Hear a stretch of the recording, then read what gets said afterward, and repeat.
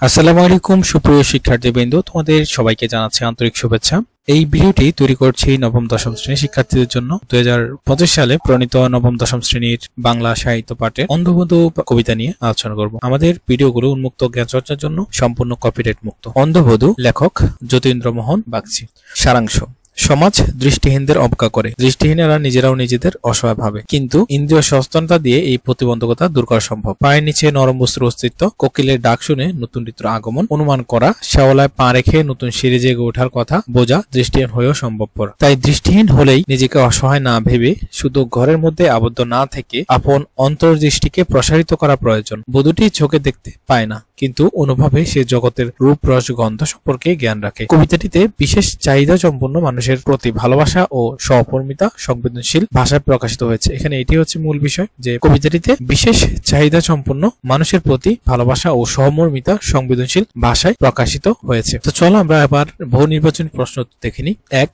অন্ধবধূ কবিতায় কোন পাখির চেঁচিয়ে সারা হওয়ার কথা উল্লেখ আছে? উত্তর: চোখ গেল। 2. মন্দ নেহাত হয় না কিন্তু তাই পঙ্কক তীর দ্বারা কি বোঝানো হয়েছে? উত্তর: অন্ধত্বের অভিশাপ থেকে মুক্তি। নিচের উদ্দীপকটি পড়ে 3 ও 4 সংখ্যক প্রশ্নের উত্তর দাও। নাসরিনের স্বামী চাকরির সুবাদে প্রবাস জীবন যাপন করছেন। দীর্ঘ সময় ধরে স্বামীর খোঁজ খবর নেই। তার সঙ্গে যারা বিদেশে থাকেন তার মাঝে মাঝে আসেন যান, কেবল তার স্বামী যেন সবার থেকে আলাদা। নাসরিন স্বামীর জন্য দিনের পর দিন অপেক্ষায় দিন গুনে। এখানে যে নাসরিন, তার স্বামী প্রবাসে থাকে। অন্যান্য প্রবাসীরা যদিও আসেন, কিন্তু তার স্বামী আসেন না বা তার খোঁজ খবর নেন না, এরকম একটি ভাব প্রকাশিত হয়েছে। চলো আমরা প্রশ্ন দেখি।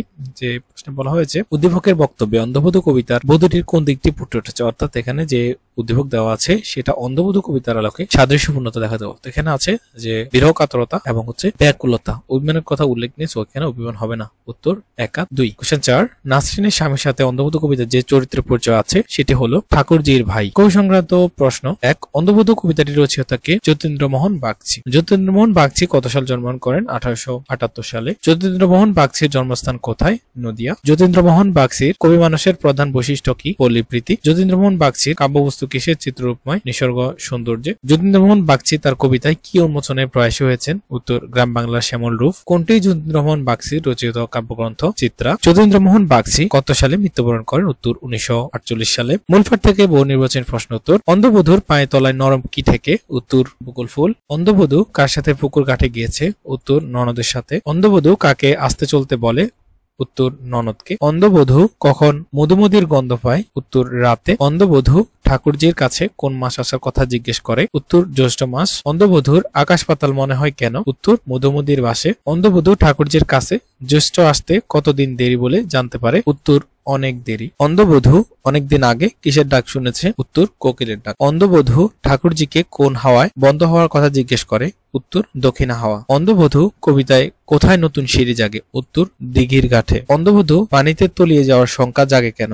উত্তর: ঘাটের সিঁড়িতে শেওলা থাকায়। কি ঘটলে অন্ধ চোখের দ্বন্দ্ব ঝুঁকে যায় বলে অন্ধবধূ মনে করে? উত্তর: পা পিছলিয়ে পানিতে তলিয়ে গেলে। দেখবি তখন প্রবাস কেমন লাগে। অন্ধবধূর একথা বলেছেন কেন? উত্তর: স্বামীর প্রতি অভিমানে। কোন পাখি চেঁচিয়ে সারা হলো? উত্তর: চোখ গেল। অন্ধবধূ কি করলে তার শোক একটু কমতো? উত্তর: কাঁদতে পারলে। কানিস কেন? অন্ধবধূ কবিতায় কথাটি কে বলেছে? উত্তর: অন্ধবধূ। ঠাকুরজি অন্ধবধূকে টানছিল কেন? উত্তর: বাড়ি যাওয়ার জন্য। অন্ধবধূ কাছে কিসের পরশ মায়ের স্নেহের মতো মনে হয়? উত্তর: দিঘির জলে শীতল জলে। কোনটি অন্ধবধূর মনের ব্যথা ভোলায়? উত্তর: দিঘির জলের শীতল পরশ। ঠাকুরজি অর্থ কি? উত্তর: ননদ। অন্ধবধূ কবিতায় কার অনুভূতি শক্তি প্রখর? উত্তর: অন্ধবধূর। কে অন্ধত্বের কষ্ট গভীরভাবে অনুভব করে?